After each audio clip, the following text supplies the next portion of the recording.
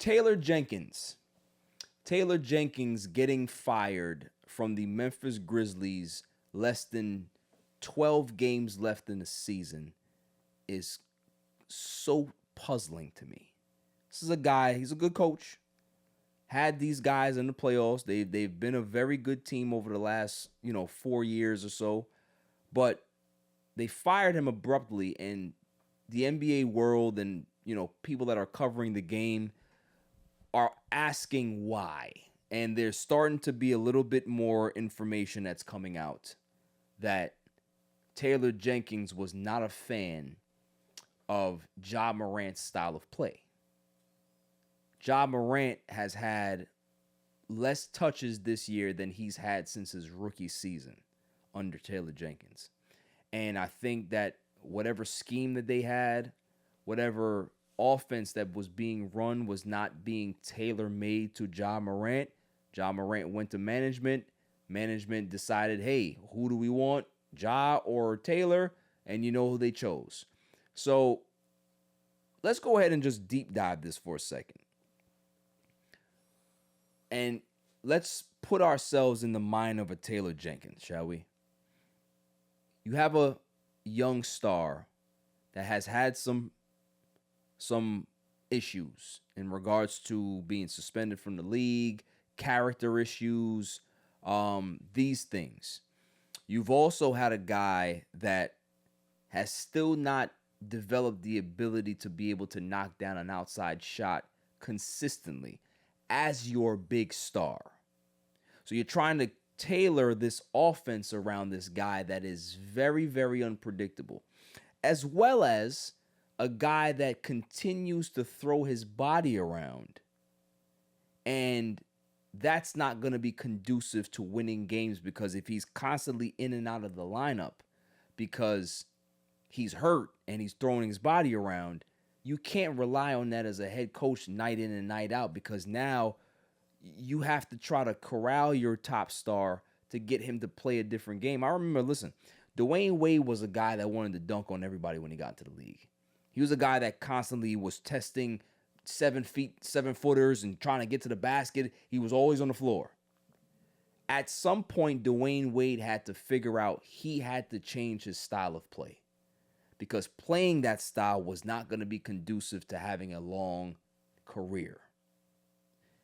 That's where we are with Ja Morant. So can you blame a guy like Taylor Jenkins and say, yo, I'm not tailoring my offense around a guy that I don't know is going to be here all the time? One, I'm not going to tailor my offense around a guy that plays as reckless as he does. As talented as he is, he plays reckless basketball. I need to make sure that everybody else is going to be involved. Everybody else can be able to get the ball, get touches, so we can be able to keep a flow of the offense going. In case he's not here, there's no hiccup in our offensive scheme. I don't fault him for that. The problem is that when you do have a outer-worldly superstar, you do have to make concessions as a coach. You're never going to win that fight in regards to it's either me or him. It's always going to be you. You'll always be the person that gets canned. You'll always be the person that they don't choose. So is it sad to see him go? Is it sad to see him actually lose his job so late in the season when they're making a playoff run and they're not playing good basketball right now? They're actually playing really, really poor basketball right now. And they've sacrificed their season at this stage to satisfy their star player. Okay, that's fine. But how is that going to have your franchise going forward? Who is going to be the head coach? Who are you going to get to coach this team and coach Ja and coach him the way he wants to be coached? It's a concern. So, any thoughts on that, Claw? You got nothing? I mean, realistically, coach has to make an adjustment, see what's there. But then you're dealing with a diva and a superstar that has a little bit more reach. They're going to do what keeps people in the stands. Absolutely. Ain't nobody else going to Memphis for anything else. So realistically, they got good food over there, though. Huh? They got good food over there. They do, but you got to be mindful out there. Memphis, it get busy in Memphis. Yeah. So They let it go over there. That's facts. So realistically, I think both sides had their point of view, but owners are going to side with what's bringing in the money.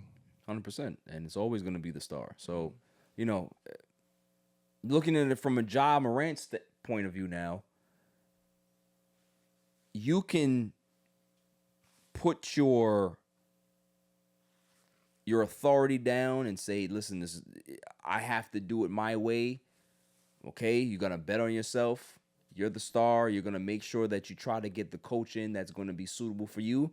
But at this point now, what's going to end up happening is that you are going to now be on the clock.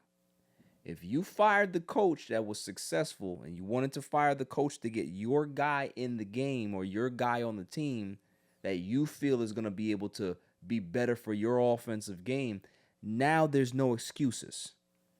You better make sure that next coach works for you. You better make sure that you're super productive under that next coach, because now they're going to look to you and say, all right, bruh, we fired the guy that we liked for you. We got your guy. Make sure that you deliver. Because if you don't deliver on this one, might have to have some different conversations. Facts. So, that's where he's at now. You got the coach out, get your guy in, but now it's time to show out, Ja.